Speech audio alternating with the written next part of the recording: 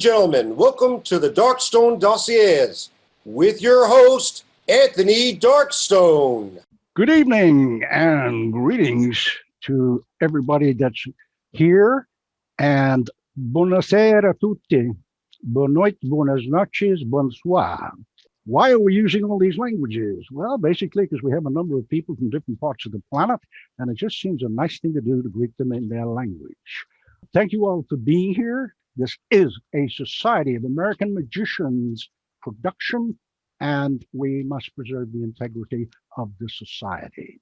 Having said that, if you've not heard of the society, I urge you to go to magicsam.com and look at it. There's a button there, if you live outside of the US, that says International Assembly. If you click on that, it will tell you you don't have to be an American to join the SAM. It is a worldwide organization. Before we start, I would like we address our president as most illustrious, and I would like him to say a few words of welcome. Ladies and gentlemen, most illustrious Dr. Joel Zawitsky. Bonjour mes amis, comment allez-vous? Magnifique, comme ci comme ça. Ah, c'est la vie. Well, I'm just trying to change it up there. It's an international show, so we're welcoming everybody. Welcome. We're so happy you're here. We're so happy that you could attend here today, and I'm happy I'm here with you all today too. So thank you.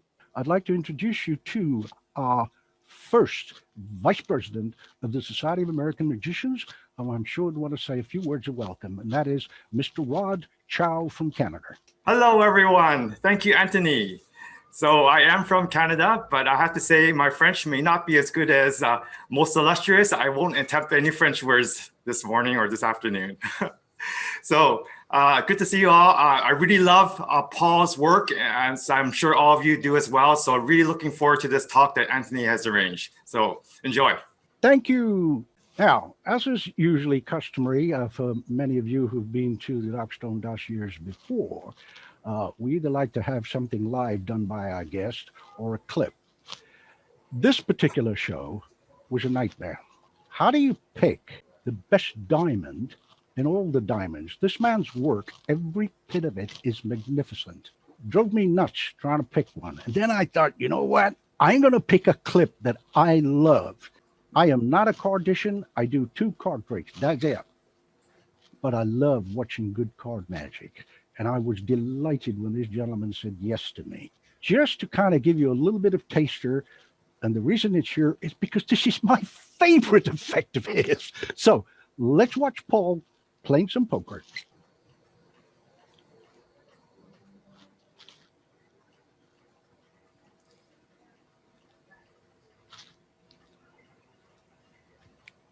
Head-to-head poker is where 2 people play the game, and because normally you have 4 or 5 people, but I'm just going to play the game with you, just you and me. So 1, 2, 3, 4, 5, 6, 7, 8, 9, 10 cards. Now, even if you don't know the rules of poker, all will be made clear as we go along. Now, I'm going to deal 2 cards to the table. It's a free choice. Which one would you like in your hand? That one there. Yes, please. Okay, so you get a 6. I can't comment on it yet because it's just one playing card, but it's a 6. Now, look, to speed it up, I deal 3 cards and you can choose 2 of them. Any 2 you want. Oh, you wanted that one for a second. I'll keep that one as well. Yeah, keep that one. So those 2. Yes, please. Now, when you go home tonight, you're going to think to yourself, if only I'd have chosen that one. Do you want to choose that one? No. So you want that one and that one? No. That one and that one? No. Yes, please. Okay. So that one and that one. Okay. Oh, pair of 3s. Ooh. What does that mean? I know pair is good. I got pair, certainly good, all right. Yeah. What's the video called? I'm going to deal 2 cards to the table, free choice. Which one do you want me to have? But I'm not going to look at it. I'll leave it right there. But which one do you want? The one closest to you. One closest to me. I'll leave it right there. Okay. Now, again, like I did before, I deal 3 cards, and I'd like you to choose 2 for me. These 2, please. The outside 2. Yep. That one and that one. Let's go back to you now. I'll deal 2 to the table. Which one do you want? Closest to me. That. Oh. To me to you. To me to you. No, sorry. He's bad. Yes. To me? Closest to me. closest to you. Now let's just a recap here a second. You've got a 6, a 5, 2 3s. In technical terms, that's called bugger all.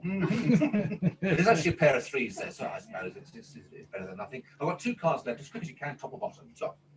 So you get an ace, 2 6, a 6 and a 5 and 2 3s. Now there's a pair there, but if you put the 5 and 6 and got yourself a 4 or a 7 here, you could start building a straight. But anyway, remember at the beginning I shuffled the cards. That's true. I dealt them to the table, and you freely chose those for you, and you chose these for me. That was a free choice. Well, a 10 is good. A 10 is good. A jack is nice because that is. The queen's even better. You can't beat the king and the ace. That's a royal crushing fade. Well, what can you say? Yeah, I love that effect, and I couldn't leave out the other ones. And in a moment when we get chatting with Paul, you'll understand why I put this other clip in, because I absolutely love it, and I think you will too, for a variety of reasons. So we'll just run the other clip, Paul doing some things. I'm going to take the 2 6s from you like this and place them on the top of the deck. If I sandwich them together, by magic, they can capture 1 playing card instantly in the deck. Now, traditionally speaking, do you know what the best cards in the deck are? The aces. There's the first one, captured already. Can I borrow your hand like a table? There's the first one. I'm going to do it again. The 6s go on the top of the deck. This time I'll turn them face down. If I do that, they capture instantly the second ace. Okay, there it is. Now watch again. I'll do it slower. I put the 6s back on top of the deck. I do this, and instantly they capture the third ace. How am I doing? Wow. I'll do it one last time for you, and there should be all 4 aces captured by the 6s. Oh. Thank you. I don't get it either. So I would ask you to help me sitting in your own comfortable seats. Now this trick will describe that thought, and you'll see what I mean. Now I've got the aces on the table, and I could ideally do with somebody choosing a card. Is anybody who doesn't mind coming forward from here? Do you mind? I don't want to embarrass you. If you don't want to come forward, okay, come here. Do you mind? And sing a song. Please take any card you want, just for a moment. Anyone you want. Can you show that half of the room? Jasper, could you take anyone you want and show that half? Whilst you are doing, have you got one there? Whilst you are doing that, could you place yours to card? You don't have to remember it, by the way. I don't want to, you can sit down again now. That was simple, wasn't it? Wasn't that good? Would mind placing yours back? Thank you very much indeed. Now, there's 2 cards have been chosen, and like I have just said to you, which I say to the spectators, I don't want you to panic. If you don't remember the card, don't worry. You're here to enjoy yourselves. Isn't that refreshing? Okay, so you can sit there, have a few glasses of vodka, and who cares? Okay. Now, there's a traditional thing magicians do where they take a few cards and they place them on the aces. Have you seen that? This is my layman patter, by the way. The cards go on the aces. The cards are then gathered up in any old order. The cards go back on top of the deck, and the deck is then given a couple of cuts. In doing that, I'm going to try and relocate the aces in an entertaining fashion, starting with the ace of diamonds. You look thrilled. Okay, here we go. The ace of diamonds, Jasper, watch this. T-H-E, the A-C-E-O-F-D-I-A-M-O-N-D-S, ace of diamonds.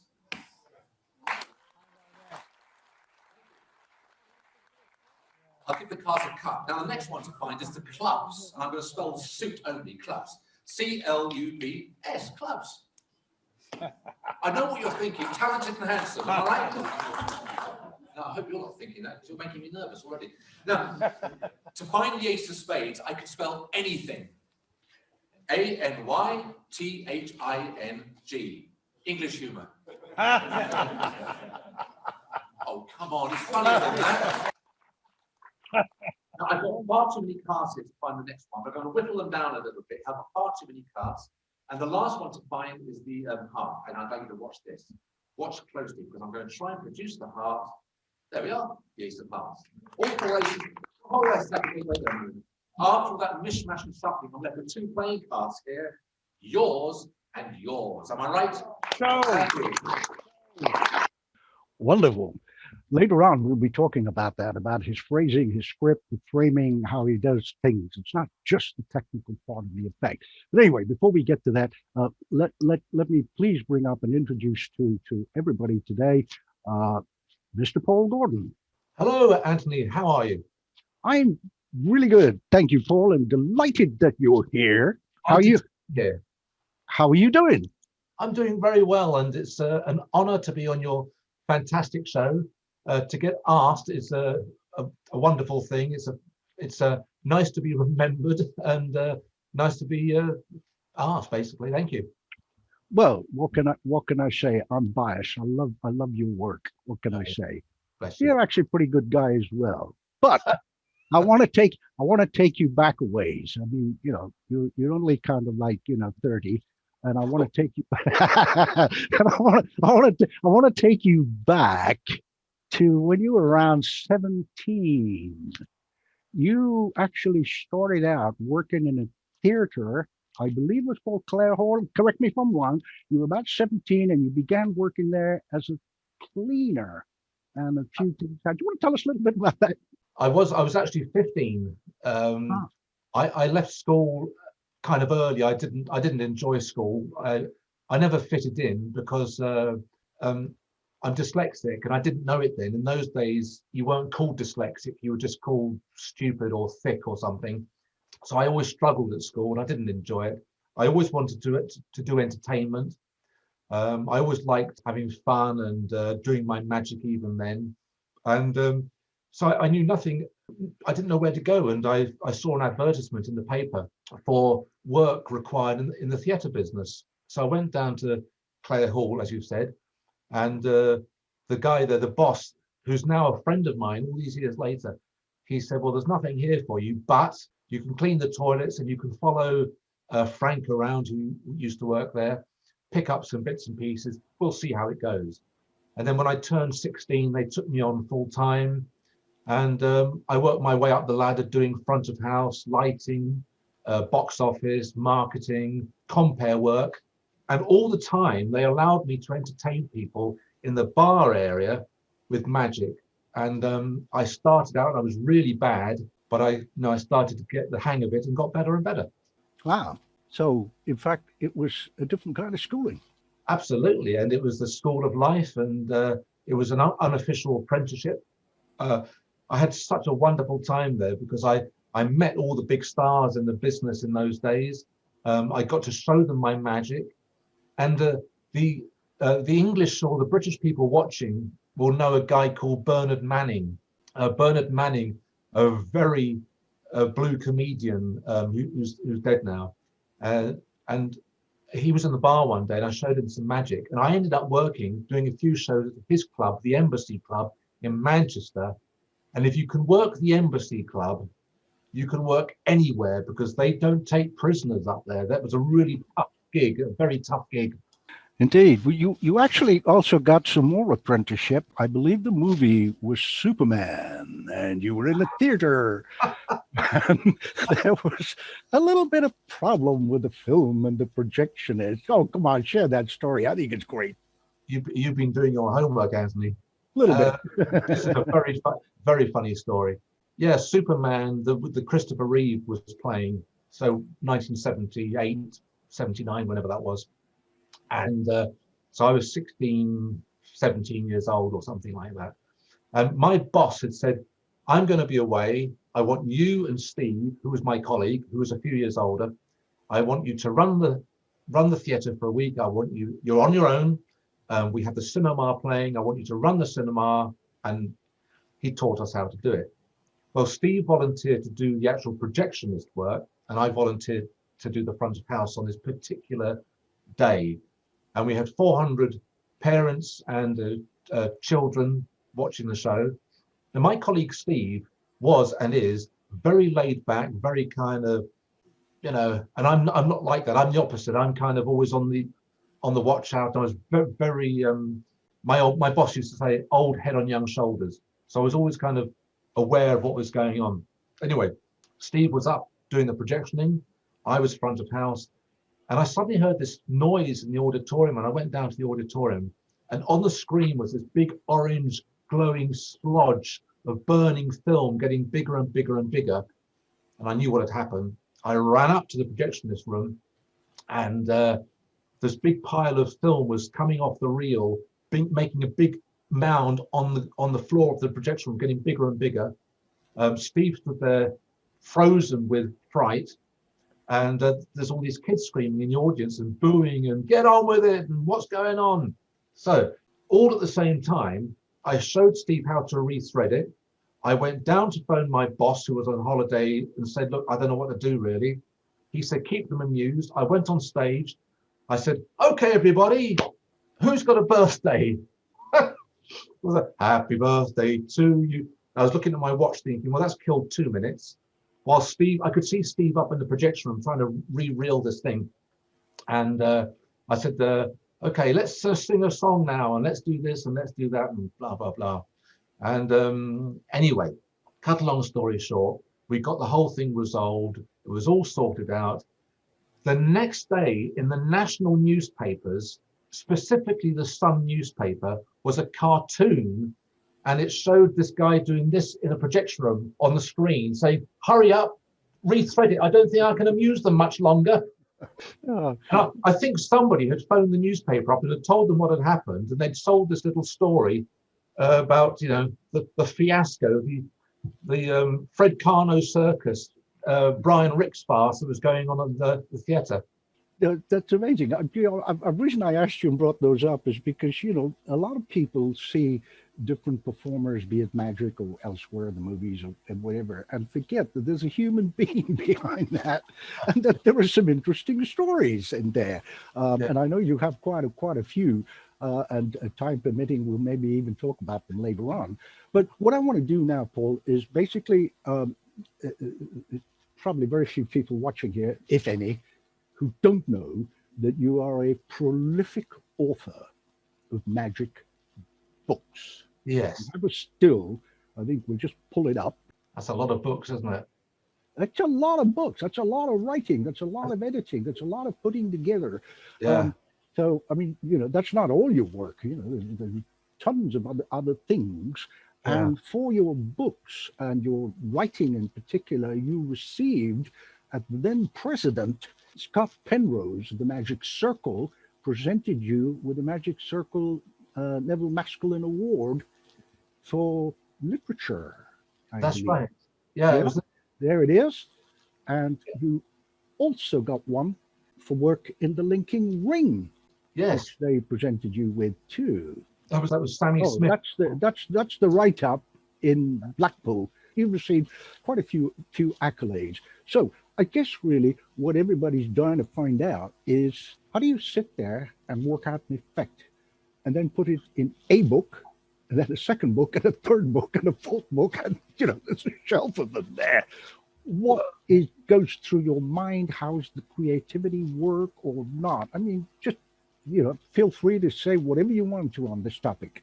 Right. Well, it's a very long. I'll try and bring it down a bit because it's a long subject, but it's an interesting one, I think.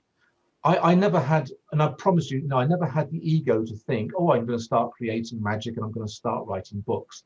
What happened was that I couldn't do the magic that I'd read in books, or I didn't particularly like some of the effects. I thought they were too long-winded and not very entertaining. So I thought, if I could cut this out and do this or do that instead, maybe I could make it more commercial, make it more visual.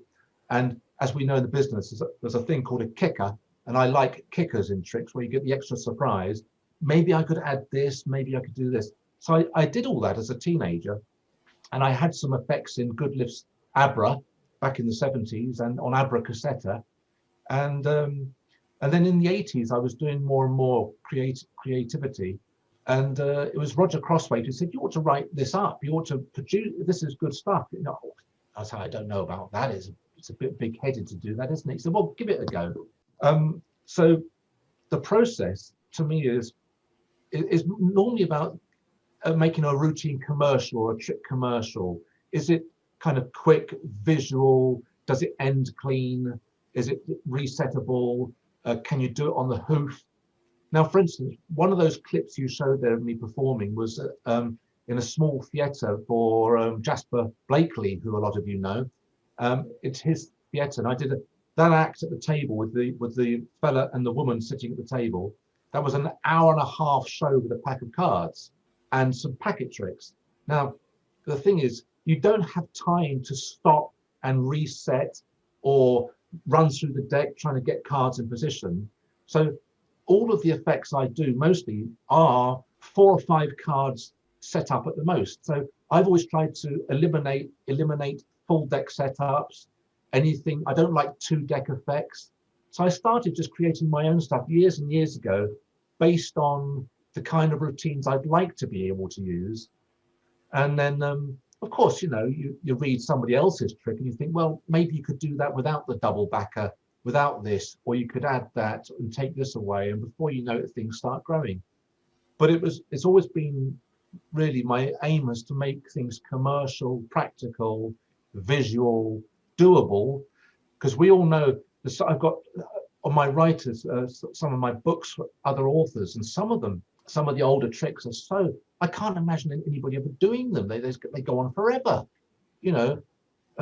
You start the trick, and by the time you finished, women have given birth to children, and men have grown beards. You know, so that is kind of it in a real nutshell. The process, but the writing, the producing, the books, the typesetting, it takes a lot. You know, I'm a busy person. I think they always say if you want a job done, give it to a busy person. Well, this is absolutely true, and I think we'll come to that later on. Your other activities in performance art, apart from magic, but also the reason I chose those 2 clips, apart from the reasons I mentioned earlier, because if people are paying attention, they would notice a number of things. They embodied exactly what you just said. They were entertaining all the way through. They had kickers. Your kinesics was magnificent, because you were engaging the audience by looking at them. The timing was impeccable.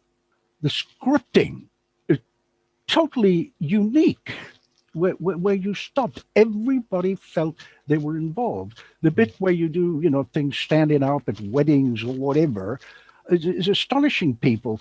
And we've actually got a kind of compilation clip here, which is like half a dozen photographs together of people just standing there going, whatever. If we can pull that up. Here it comes. There it is. Oh, yeah.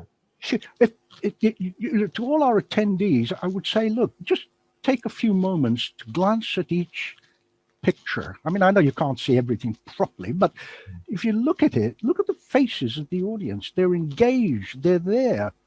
And, you know, that to me personally, and some other friends, is magic. That's what it's all about. You can have the most brilliant technique in the world, but if you can't do this, you know, you're just a trickster or a juggler. Whereas Paul combines the 2, the technique and this ability. And in the last clip, before I ask Paul to comment on this, the last clip you saw, he's actually standing up and he says to the young lady, can you turn your hand over like it was a table? What a beautiful line, like a table. They immediately understand what they've got to do. This is scripting. This is scripting. And the other one, where you call somebody up, we're doing, I think it's called shock aces, where you say, it's okay, you don't have to remember it. You know, it's fine. You make people feel relaxed. So phrasing, scripting, timing, engaging people, walking around, there's no table. So how did all that, I mean, that didn't happen overnight, obviously. How did you kind of bring all those elements together? Right. Well, Anthony, you're fantastic with your questions, because you're asking the correct questions. This goes back a long time. For instance, I saw a well-known British magician when I was a young lad at a convention, at the IBM convention, and he asked some assistants at the table too many questions. They forgot the answers, and then he told them off. They were then embarrassed. They felt awkward, and the whole thing was uncomfortable. So I remember then thinking, I'm never going to do a routine that the success of it relies on people having to do or remember anything. So when I have a card or cards chosen, I always say to people, don't worry if you forget it, because when you see it later on, I think you'll recognize it. Because if I say to somebody, choose a card, and it's the 5 of clubs, I don't want that person to sit there like we've all done. I bet you've all done it at lectures and conventions and shows where the magician says, don't forget the card. And you sit there for the 10 minutes going, 5 of clubs, 5 of clubs, 5 of clubs. Don't forget the 5 of clubs, 5 of clubs. And so you don't enjoy anything. You're not relaxed. You can't enjoy the act. So I say to people, if you forget the card, don't worry, you'll see it again later, hopefully. So when they do see it, they recognize it. So I'm not putting them through any mental calisthenics. Another thing, and I look at some kind of bad examples to try and create a good example for myself. And this is funny. I saw a mentalist doing as a guest on the stage show in a very rough and tumble club. And the mentalist said, I need somebody from the audience. Now, this person was visibly drunk. I could tell they were drunk. And this person staggered up on stage. And the mentalist says, you see this chalkboard? This shows you how long ago. This chalkboard, take the chalk and write a 5-digit number. And then he asked somebody else to call out another 5-digit number. Anyway, on stage in front of 500 people, there were 5-digit numbers. And then he said to the drunk guest, add them up. Now, I couldn't do that sober. You know, 5-digit numbers without a calculator, with the spotlights on. And this guy hadn't got his glasses either. So he called out to the audience, Mildred, can you get my glasses? She then stumbled up on stage and the whole thing was ridiculous. So I've watched these things over the years, and I make sure that there's no part of my act that requires people to have to go through mental calisthenics, and they can just enjoy themselves.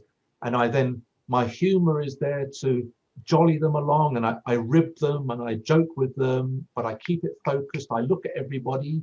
And so the whole experience, in my opinion, is a joint experience of having a bloody good time, and that's it.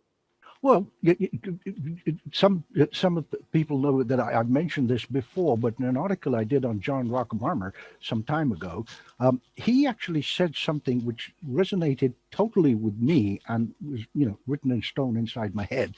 If you can convey how much you love what you're doing, they're going to love it. Yeah. And I think that's basically what you were saying, Paul. You have this amazing ability to entertain. And I think all true entertainers, from Elvis Presley to Judy Garland or whoever name you can think of, pushed out that energy. Now, is that what's going through your head when you're performing? Oh, it is. A lot of the people watching here know that I do conventions and Blackpool, for instance. And I keep the energy going from day one, 8 hours a day for 3 days. And I just keep it going. And I'm worn out by the end of it. And the older I get, the harder it is.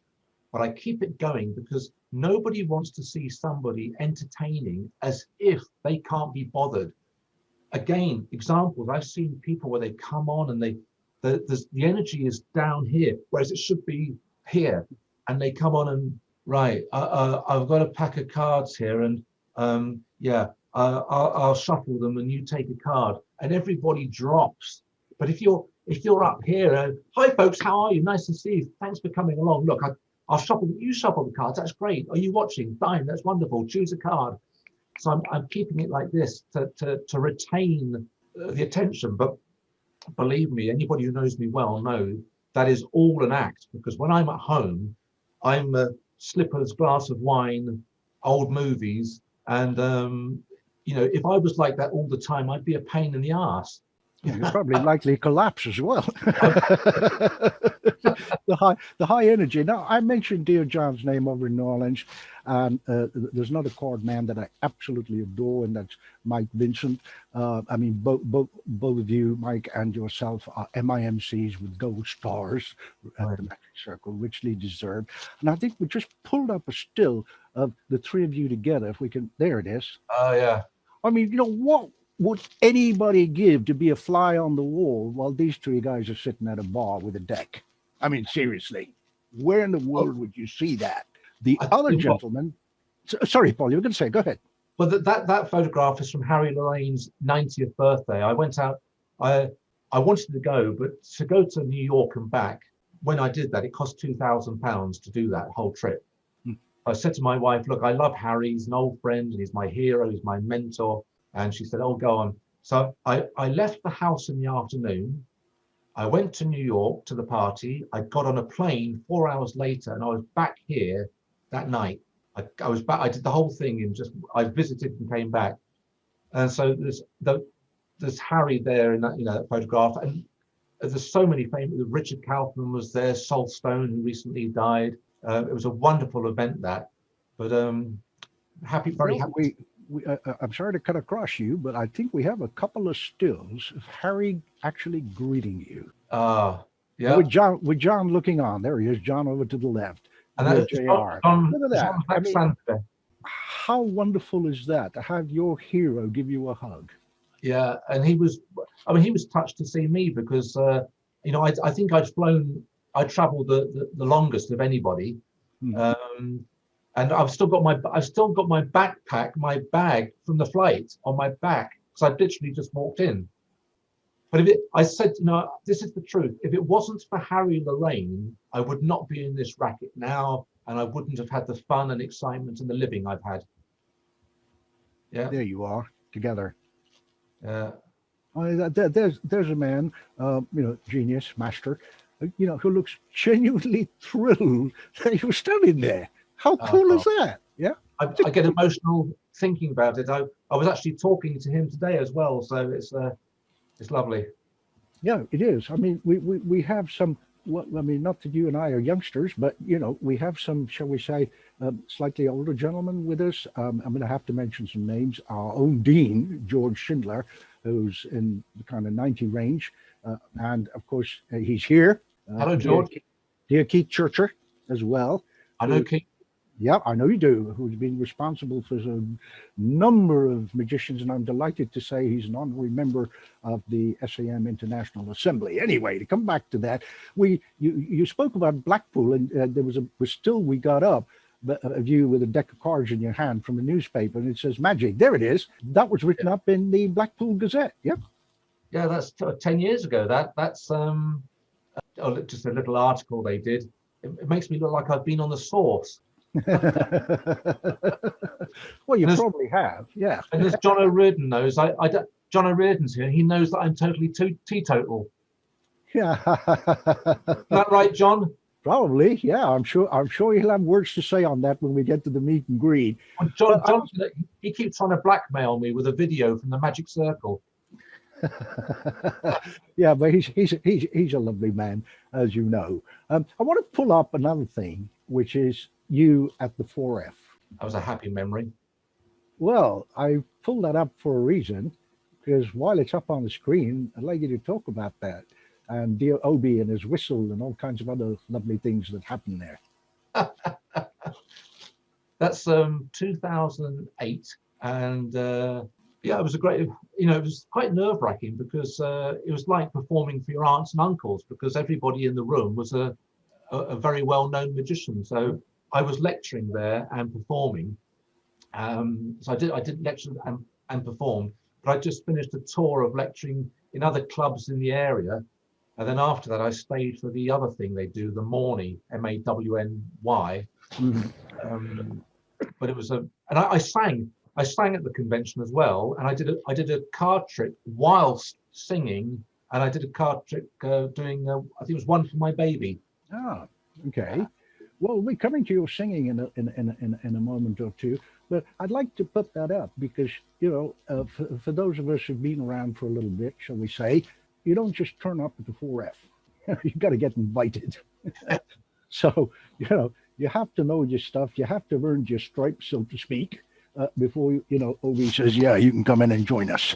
So that's quite an accolade in itself. And, you get your little pin and what have you, and so on. Paul, I'd like to move away, if you don't mind, a little bit from magic and explore a couple of areas. I'm going to mention just 3 names that come to mind. Robin Williams, Darryl, and David Carradine, who some may remember from the Kung Fu series way back. Yeah. When, we were younger. Well, if you recall, all these gentlemen took their lives, and there are other people in show business who do that. Yeah. I'm going to pull something up now for a talk I did at Equity last year. that one. It's called Why the Black Dog Barks, and the correlation between black dog, etc. I won't go into, but there's a reason it's called that, and it's to do with stress, anxiety, and depression. Now, I was invited to do that by Andrew Eborn, whom you know. And you've been a guest on his show several times, and we were very fortunate that last year, I can remember, yeah, it was last year sometime, myself and most illustrious Dr. Joel were invited onto his show, and we talked about the SAM and the international side of it. Now, there's a reason I'm pulling this up, because it's a topic very dear to my heart. I brought it up because, I mean, we can take it down. We can take it down now. Because there's a topic I'd like to touch on with you. And I did ask your permission when we, chat, in the last several weeks about things in the show and so on. And that is, there are people who, in our business, particularly showbiz, suffer from, for want of a better word, mental health, depression, that kind of thing. Yeah. And you said something to me that was remarkable when we were, just chatting, before, when I was formatting the show. And you said, in a way it defines me. And I thought, wow, what an amazing, wonderful thing to say. Would you be kind enough to speak a little bit about that? Because I'm sure we have many friends and associates in show business, the magic business as well, which is part of show business, who go through these ups and downs. What exactly did you mean by, well, it helped to define me? You said a little bit about not standing, in school, etc., and kind of like being the odd thing out, in the square hole sort of thing, the square and the round hole. And I believe that's part of where the creativity comes in. Everybody from Van Gogh to, you think of it, great musicians and people. Anyway, let's talk about Paul and your journey within that. Well, for some reason, when I was a young boy, my parents decided to send me to a boarding school. So I was, from the age of 7 until 11, I was away at a boarding school. And all I remember is my parents taking me to the boarding school, and I assumed I would be going home that night. Well, I went home 5 years later. And you can't, that is such a massive shock to the system. But when you're 7 years old, you can't kind of work that out. You don't understand it. You just think you've been abandoned. You think that your parents don't love you and that you've been dropped off and you've done something wrong, So all those feelings come about. So, but I didn't know that was going to cause any issues. I didn't, I was just a happy little jolly boy. But then my parents decided when I was 11 that they weren't going to continue the education to a bigger school. They then decided to put me into a comprehensive school. So I went from a school of 90 children where I boarded to 1,500 local lads in another school.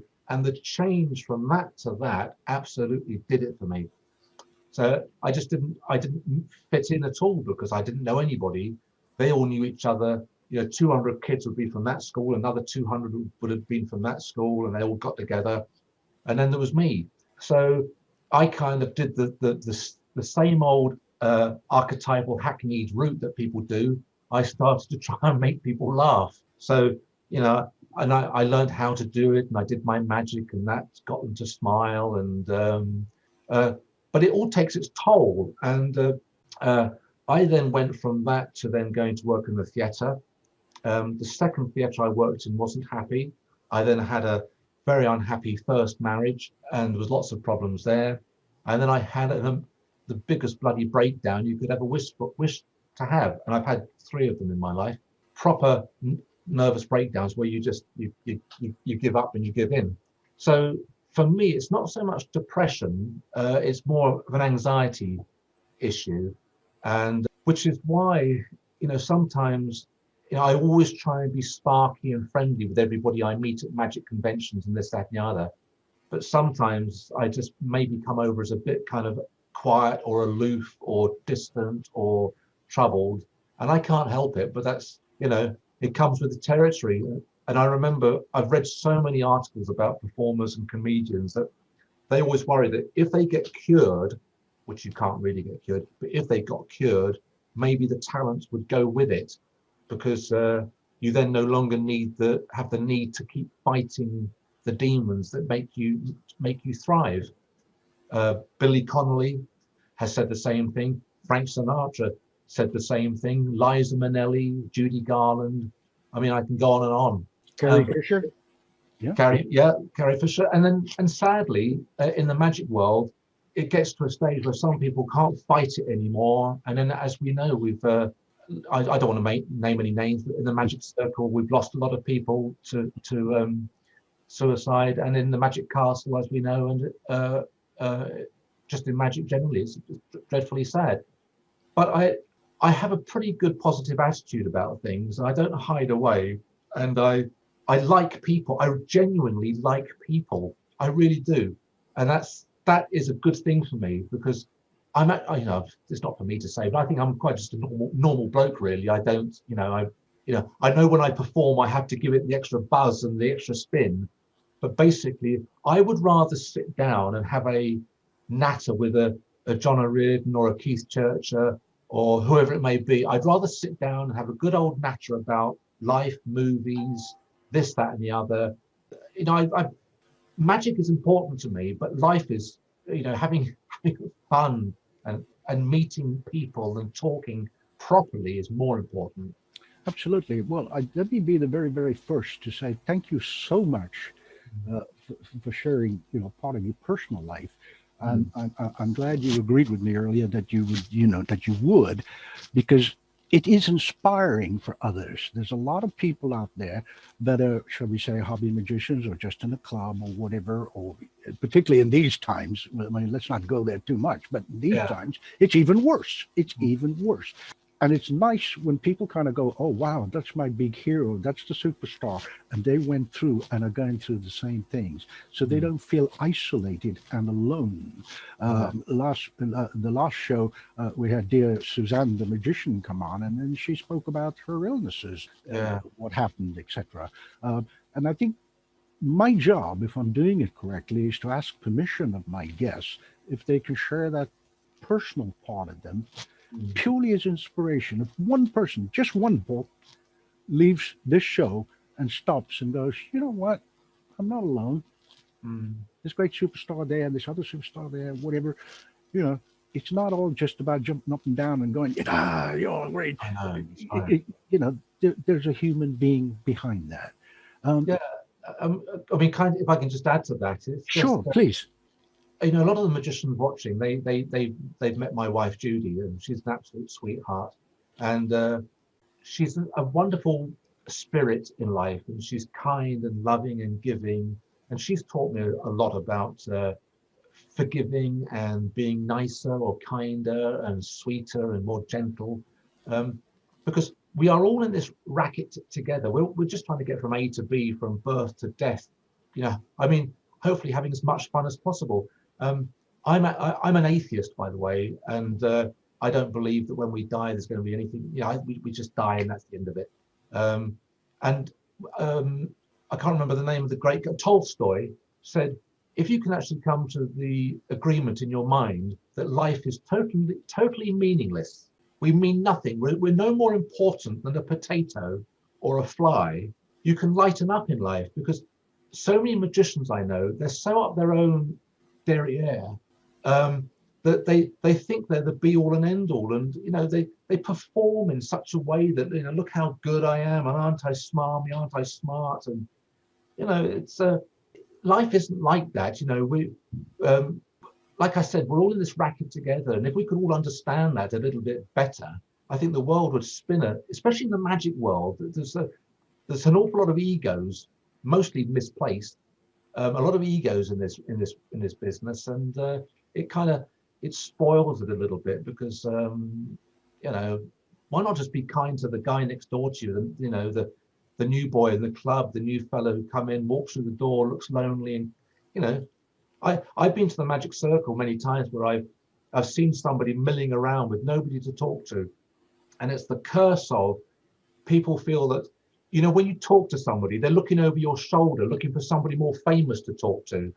But they don't look you in the eyes. They're more interested in who's just walked in. So you end up having these conversations which is like this, you know, because nobody's really paying attention. And I promise you, I'm just not like that. I just like people and nattering about stuff. And if I can help with a bit of magic, then that's great. And if I can't, that's even better. That's wonderful. Thank you again for sharing that, because, it takes a lot of courage to come out publicly and talk about something. It's one thing sitting down with a couple of friends at a bar, but thank you for that. Sincerely, I mean, thank you. I'd like to now, as we're kind of coming towards the end of our brief time together. Well, yeah, I know it does when you're having fun. I've only just started. Yeah, it does when you're having fun. I'd like to pull up a clip, because there's another side of your performance art that perhaps not everybody watching would know. They would have heard of Matt Monroe, who did the theme song for Born Free, and indeed From Russia with Love, with the real James Bond, Sean Connery, well, respect to his memory.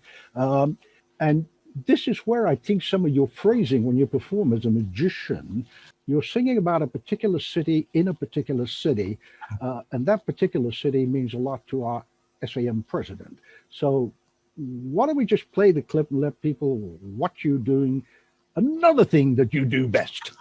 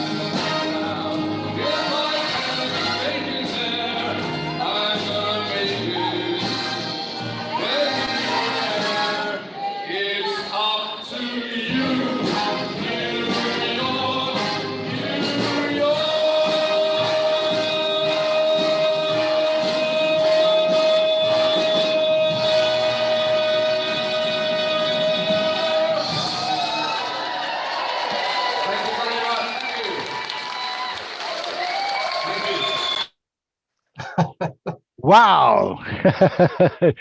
You told me that's also one of your favorite gigs, right? Oh, I love singing.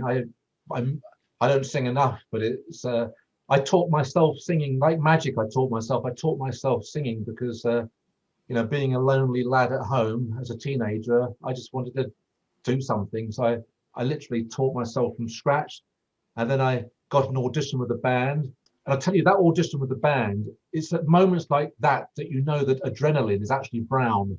I was that nervous. I really was. It was it was as nervous as when I tell you many years ago, 30 years ago in America, and I was performing on the front row was Di Vernon. And you know, Harry Lorraine, very kindly, by the way, I was performing, Di Vernon was there. Harry Lorraine came up and whispered in my ear, brilliant advice. He said, don't see any big names, just imagine they're all laymen and do what you do. And I suddenly, all the nerves went, I rolled into performance. Fantastic. Now, I'm willing to bet $1,000. There's not too many magicians who can stand up and say, I sang for Di Vernon. And Harry Lane came up and gave me some advice on the same day. That was magic. That was magic for Vernon. There wasn't singing for Vernon. That was the magic for Vernon. Exactly, exactly. Well, Paul, what can I say? So much more, as I always can. I mean, you're an amazing character. You, if you pardon the expression, quite literally took yourself from 7 years old, tied your own laces, and pulled your own bootstraps up. And I wanted to get some of that courage, and yeah, you know, it's downtown. We've all been there, man. You know, down and up, and you know, sometimes so down you look up, you see dead people. And you know, if you've been there, you know how the downtimes could be. But still, the courage and the tenacity, and so on. And I very quickly add, the only reason I mentioned Matt Monro is because some people may know the name, the theme from Born Free and from Russia with Love. I wasn't comparing the two of you. I was actually putting you on the same footing. Oh, well, so people could understand where you were coming from. Yeah. Oh, oh bless you. I mean, Matt Monro was, I saw Matt Monro perform a few times. And I think I mentioned to you before, I saw Sinatra live in concert 18 times between 77 and 92. And I saw Matt Monro. I saw everybody, to be honest, that was still around, you know, back in the 70s and 80s. I saw everybody I possibly could, magic wise and, you know, big star wise. Absolutely. Paul, let me say thank you so much to you. I really appreciate you taking the time, not just to come here today, but, you know, chatting with me before and prepping the show and the format and those kind of things. I want to say a very quick thank you to most illustrious Dr. Joel Zawitsky, who handles the Zoom, etc. And of course, the man behind the scenes, as I always call him, the shotgun rider, Brett Saul, who's just waving to us. And last but not least, to everybody who came in and joined us to have some fun. Now, I would like to ask most illustrious if you'd be kind enough to unmute and put a few in the chat, so people can just maybe, as we say in Vegas, meet and greet. But Joel, your expression is? Schmooze. Schmooze. Schmoozing, yes, yes. Okay, so. But before we do that, we have Keith Churcher wanted to ask a question. So Keith, I'm going to bring you up. I just wanted to put my thumbs up to Paul when he was singing, because I was once told that my singing sounds like asthma set to music. Very good. Enjoyed it, Paul. Thank you, Keith, and it's nice to see you. It's been a long time since I saw you. Where you that last meeting you came to? Yeah, but that's a long time ago. Well, before we locked up, yeah. Yeah, it was a bit longer than that, I think you'll find. Yeah, it was, yeah, a little bit. I'm getting on now. Oh, well, you're doing well on it. Keith's just one of the nicest and the best in the business. Well, so many have gone on to better things. Indeed, they have. One of them works for Copperfield. I mean, you know, this man, I would love to bring him on the show. We need probably a 25-hour show to talk just about a few things about Keith. Okay. Paul, you mentioned you wanted to say a quick howdy to some of the people that you know. So if you want to switch to gallery and chat, please do. Okay, well, maybe I can just run very quickly through people I do know, and then I can say hello to the people I don't. I know, look, John's sitting there John O'Riordan sitting in his shed in the garden. He's surrounded by trophies, as he should be, because he's just one of the best. He really is one of the best I've ever seen. He's certainly more talented than I am, that's for sure. He's an absolute gem, lovely guy. Nice, lovely to see Howard. Are you in? Where are you, Howard? Thank you, Paul. Thank you. Lovely to see you, Howard. I know I'm in North Wales. North Wales. North Wales, yeah. My sister-in-law used to run the cafe in Llandudno Junction. Oh yeah, well I'm in Bangor, just about 15 miles away. Oh well, if you ever in the old days, you used to go to Llandudno Junction, the cafe on there. My sister-in-law used to run that. Oh, okay. The trivia, the stuff you can find out here and now. Alan's worth tuning into that. Hello, Alan. He's on mute as well. And J. Scott Berry. I saw Jay lecture for the Sussex Magic Circle about 28 years ago, and one of the best things I've ever seen, ever. Fantastic. And we're both vegans. Yeah, well, I have to ask you a question, Paul. I have to ask you a question. Is he any good at anything? I mean, seriously. I mean, he's like that. I did that with a straight face almost, Jay. Yeah, I go back with this dude. Like, man, I'm not going to say any more because he's going to guest on the next Darkstone Dossiers. Yes. So yeah, that's gonna be it. Paul, I'm gonna jump in. I gotta jump in. One thing, Paul. Yeah. We have to plan sometime in the future while we're still here, meaning on Earth, to do a duet together. Because I keep visualizing this, and somewhere along the way, at some convention, we got to sing together. Because we've done magic together. We've done the magic, we've done the rolling, the stroving, but come on. You have the most amazing voice. And we'll get Joe Turner on the piano. Yes. I can play the guitar. Yeah. Play the guitar. Please. You guys, listen, Joel, we got to talk about this. We got to put something together with Jay. Absolutely, got to have a musical thing show here. And his guitar, Paul singing. Oh man, Jay, this is a really knockout idea. Let's do this. I'm committed. Boom. I don't know. Paul and I got to do like Sailing to Philadelphia. One of these perfect songs that's cool duet. Yeah. Okay, maybe more of an American classic songbook, whatever. But yeah, we got Joe. I don't remember Cole Porter writing "Sailing to California." Yeah. Maybe did do it.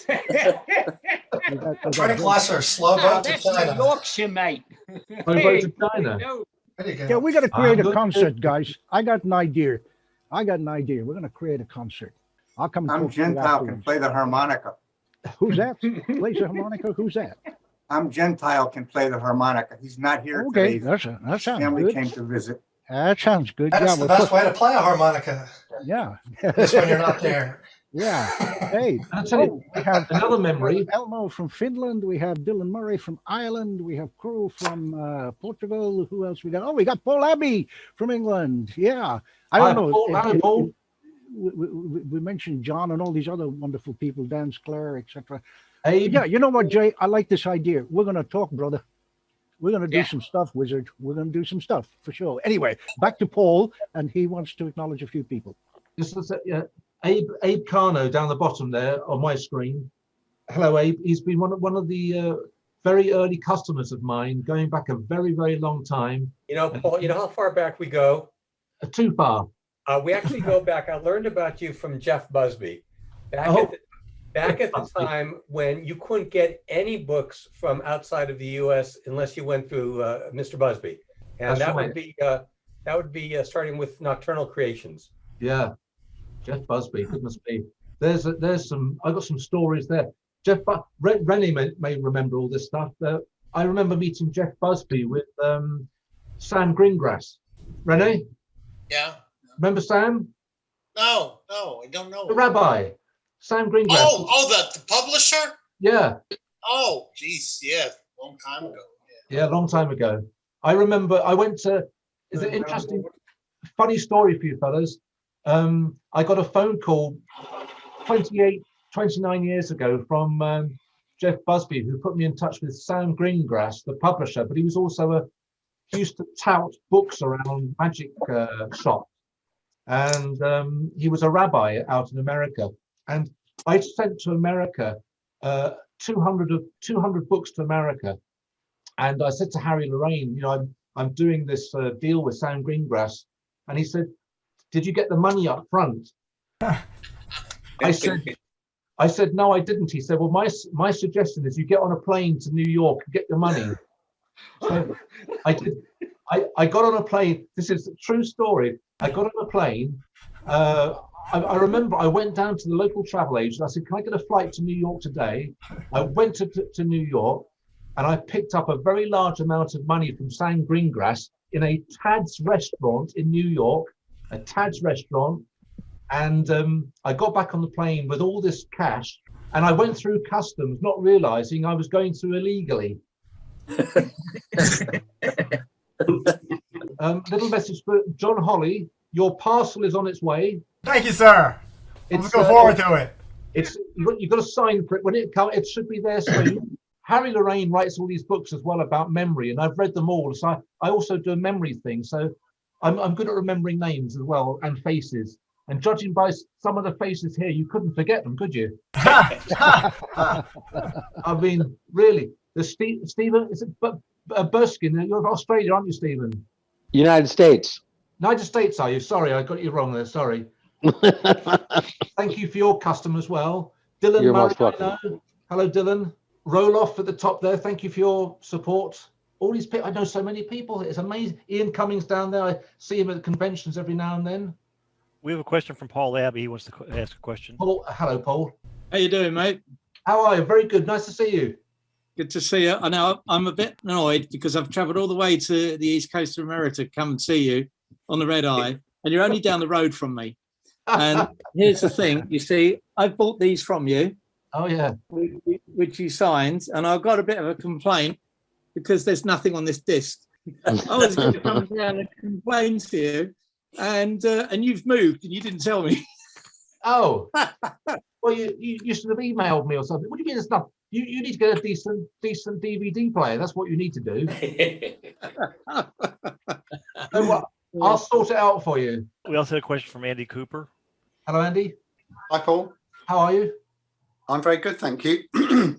I wondered, you're well known for creating so many short, snappy packet tricks. Yeah. I wondered which is your favourite that you've created. Oh, blimey. Is that possible to answer? Well, they're also different in so many different ways, and I use them for different things. But the corner of Piccadilly is well known, which a lot of people use. Joe's put a thumbs up. Corner of Piccadilly is one it's always in. If I'm wearing a pocket, it's always in there, or a trouser pocket. The red herring is a funny trick. Oh my God, I could get to Ultimate Sting is a favourite. Ultimate Sting 2. I'm looking at them now as I'm trying to remember all the names. Very hot flash. I mean, it's a shameless plug, this, fellas. But if you go to my website, you can see there's video demonstrations for all of them, and you can see why they're all different and they're used for different things. But they're another shameless plug, by the way. It's all free postage worldwide, and everything is sent, tracked, and signed. So it's all very safe and sound. This is not just for the effects; it's for the books as well, Paul, right? And lecture notes and that sort of thing. Yes, I mean, I pride myself, if I can say that, on I send out parcels almost the same day. They go first class or signed. They're all tracked and signed. The postage is free. I send them worldwide, and most people get them within a few days. It's been a bit longer of late because of Brexit and coronavirus. But I tell you a funny story, fellas. Quick funny story. I had this guy phone me up and said, I ordered your a whole set of books, tracked and signed. He said, and I didn't receive them. So I went through the whole process of getting hold of the post office. I got the post office in this country, the post office in America. And I said to him, I don't understand it. I said, have you got any thoughts why they may not have arrived? You know, he said, well, the only thing I can think of, he said, is that a few days after I ordered them, I moved address. I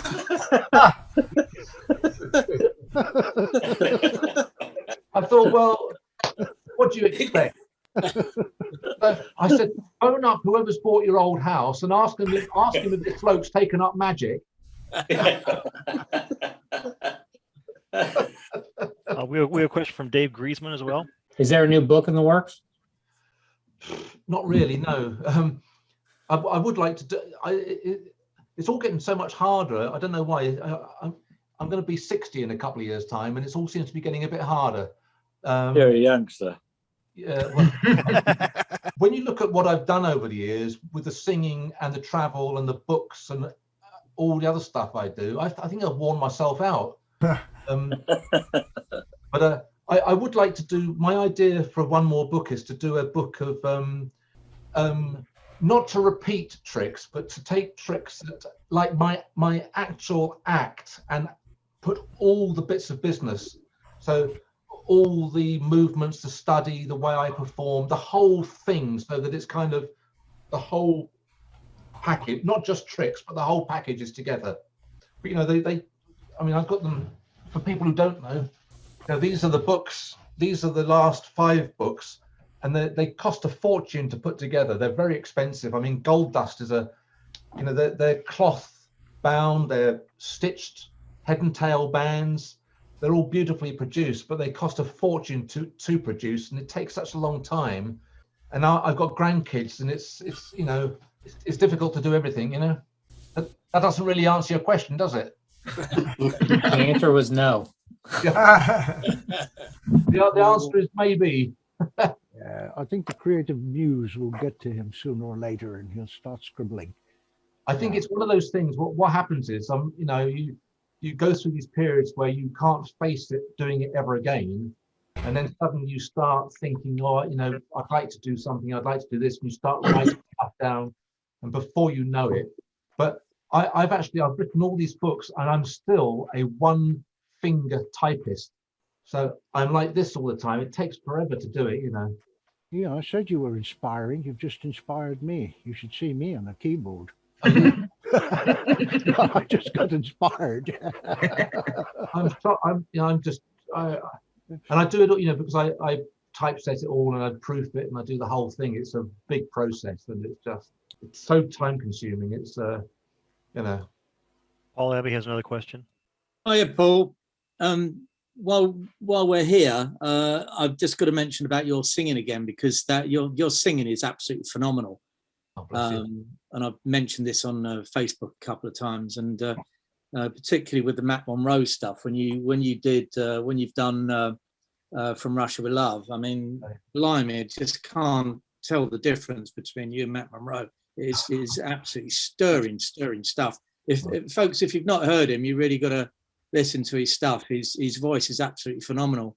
But I've got to ask you, I mean, I've always wanted to sing. I can sing a little bit, but how did you actually learn that? I'm always aware of the fact that unless you can go to a hall or practice somewhere, I'm going to piss off the neighbours either side. You know what I mean? Yeah.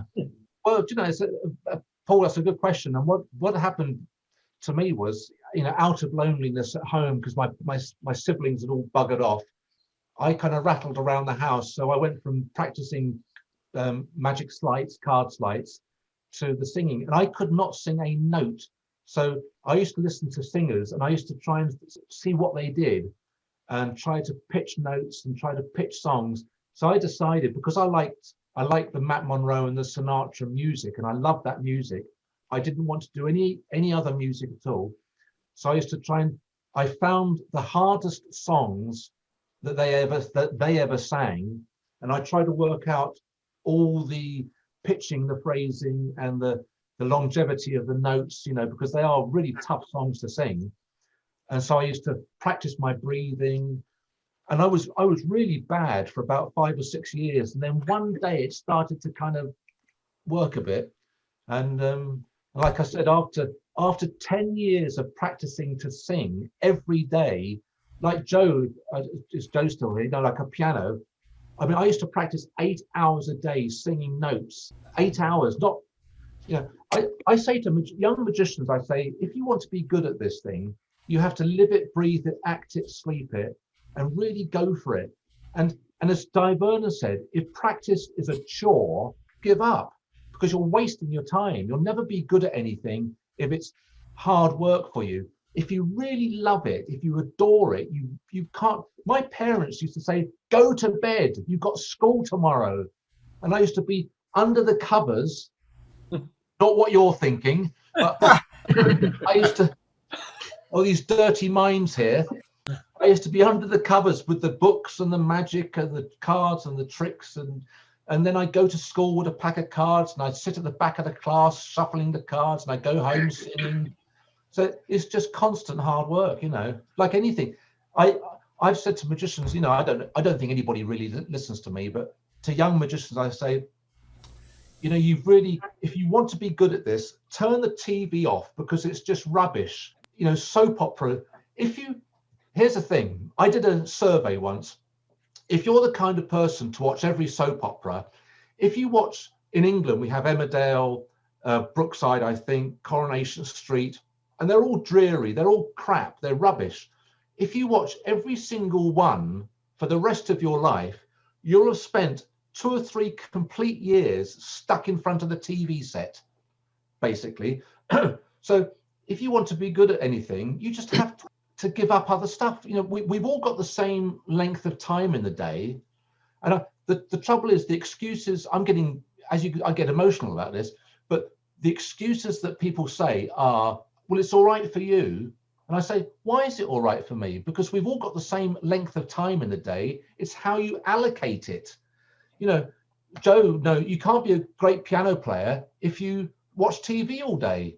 You know, you can't, as J. Scott Berry, you can't be a great magician if you spend 80% of your time watching television. So you have to put the time in to really to knuckle down and get it, you know. Well, on those wonderful words, which everybody will go away and reflect, I know. And they'll all be thinking, what does he know, silly old fool? Well, he knows quite a bit. Don't you badmouth my guest, and I'm going to come over to Warden and punch you. Paul, thank you. Thank you. A couple of things before we wrap it up. Yeah, it's Rob sure. Chow here. Yes, Paul. Rob, please. Yeah, thank you, Anthony. Paul actually was there the year you lectured at 4F, and it was a really awesome lecture. And I performed actually the same evening that you lectured.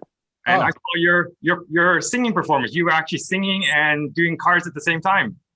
Yeah, that was tough, because I'd rehearsed, I must tell you this, I'd rehearsed this thing where I would have Obie O'Brien choose a card, sign it, and then whilst I was singing One for My Baby, like Sinatra with a cigarette, I had the cigarette in my left hand, I'd palmed the card into my trouser pocket, and whilst I was singing, I rolled the card and I loaded it into another cigarette, a fake cigarette, in my trouser pocket whilst I was singing, whilst I was being watched by everybody who's everybody. And then I had to switch it for the other cigarette. I mean, what a palaver. Unbelievable. But yeah. It was amazing. It was amazing. Can I say a toast? Sure. This is to paraphrase Frank Sinatra. Frank Sinatra would say something similar. It's, may you all live to be 1,000 years old, and the last card trick you use is one of mine. I think Walter Blaney used something. I'm sorry, I'm not trying to Anthony, one more thing. Yes. One more thing. I must say, well, Renee's here on the screen up here. In 1996, I think it was, I lectured at Tannen's Jubilee, and Renee was such a sweetheart. He was so kind to me because I wasn't very well when I went out there. But there's a photograph of me, Harry Lorraine, Ken Krenzel, and Howard Schwartzman were sat on the seat, and the photograph was taken by a little 12-year-old boy who came up, and that was Josh J. That's right. I think, right? Yeah, Josh J. Yeah. And that was that photograph. Harry liked it so much he put it in one of his books. And what the subtext of the story is, that photograph, we were all absolutely rat-assed. You might. Oh, okay. You've explained it visually. But let me just tell you this little last vignette. Funny story. Yeah. Aldo Colombini was there, and Eric de Camps was doing the hosting for my lecture. Aldo Colombini said to me, Paul, would you like to have a glass or two of wine? You know, so I said that would be lovely. So Aldo Colombini and myself, I said to Aldo, I said, when am I lecturing, by the way? He said, I'll get Eric. So Eric said, oh, you're lecturing on Thursday or whenever it was. And I think it was Tuesday. I can't remember. So I said, okay. So Aldo Colombini and I had 2 bottles of red wine between us, and I was absolutely out of it. And then Tony Spina came up and said, I'm a bit worried because you're lecturing in 1 hour's time. And that was Aldo Colombini's idea of a joke. I ran around the building trying to sober up. I thought you were going to finish the story about the red wine at the Magic Circle, but maybe you haven't got time. Well, have we got 2 minutes, Anthony? Of course we have. Go ahead. Well, I not particularly proud of this, but true story for you fellas. I really don't drink that much. I promise you, I don't drink that much. But when I do, it's one of those things that I kind of let my hair down and I have a drink. Well, I wasn't very well in 2016, 17, I think it was, 3 or 4 years ago. And I said to my wife, I said, I just need to go up to the Magic Circle and let my hair down. So I went to the Magic Circle and I arrived in the afternoon at 4 or 5 o'clock. And Magician Lee Hathaway said, who I've known for years, you know, good friends. He said, do you want a glass of wine? I said, I'll have a glass of wine. I said, I'll get a bottle. Cut a long story short, I think we had 3 or 4 bottles of red wine. And I was in no fit state to perform. But John Reardon here filmed me performing and has kept it for blackmail reasons, I think. And afterwards, I left the club in no fit state. I think I'd gone to the gallery and was calling out stuff, which I shouldn't have done. But I went back to Lee's flat, and I gather we went past an Indian restaurant, and I went in there, and I spent £300 on takeaway food to give to the tramps on the street. I mean, I don't remember any of this.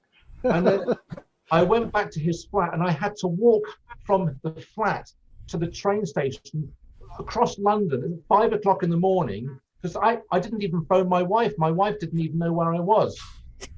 So the things we do. Can I just say, Paul, it was the greatest Emsley count I've ever seen with 1 card.